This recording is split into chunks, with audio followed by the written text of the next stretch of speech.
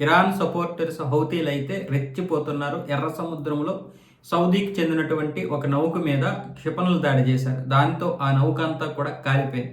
మొదటి భాగం కాలిపోయింది. అప్పటికే మిగతా వాళ్ళందరూ సిబ్బంది అప్రమత్తమయ్యారు. అక్కడ నుంచి లైఫ్ జాకెట్ బోట్లతోటి బయటపడ్డారు. కాకపోతే అది చాలా భాగం కాలిపోయింది. ఈలోగా సౌదీకి చెందినటువంటి వారు అలాగే మరికొంతమంది అమెరికాకి చెందినటువంటి సిబ్బంది చూసి ఆ యొక్క నౌకని రక్షించే ప్రయత్నం అయితే చేశారు, కానీ చాలా వరకు తగలబడిపోయింది. అందులో సరుకు కూడా మెయిన్ ఈ చమురు ఉండడం వల్ల తొందరగా మంటలు అయితే వ్యాపించడం జరిగింది. సో ఈ విధంగా హౌతీలు అయితే రెచ్చగొడుతున్నారు.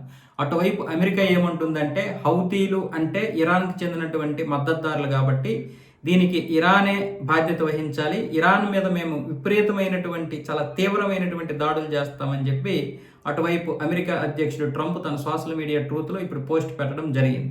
ఇటు హౌతీలు ఏమంటున్నారంటే ఎర్ర సముద్రంలోనే కాదు ఎక్కడైనా సరే హార్మోజ్తో సహా ఎక్కడైనా సరే ఒక చుక్క చమురు కూడా అనుమతి లేకుండా వెళ్ళడానికి వీలు లేదు అని చెప్పి ఇప్పుడు అక్కడికి వస్తున్నటువంటి వారందరినీ కూడా తీవ్రంగా భయపెడుతున్నారు.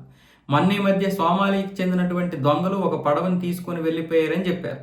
కానీ వాళ్ళు సోమాలికి చెందినటువంటి దొంగలు కాదు. ఈ హౌతీలే ఆ సోమాలియా దొంగల రూపంలో అంటే వాళ్ళ పేరు చెప్పుకొని వీళ్ళు ఆ పడవని హైజాక్ చేశారు.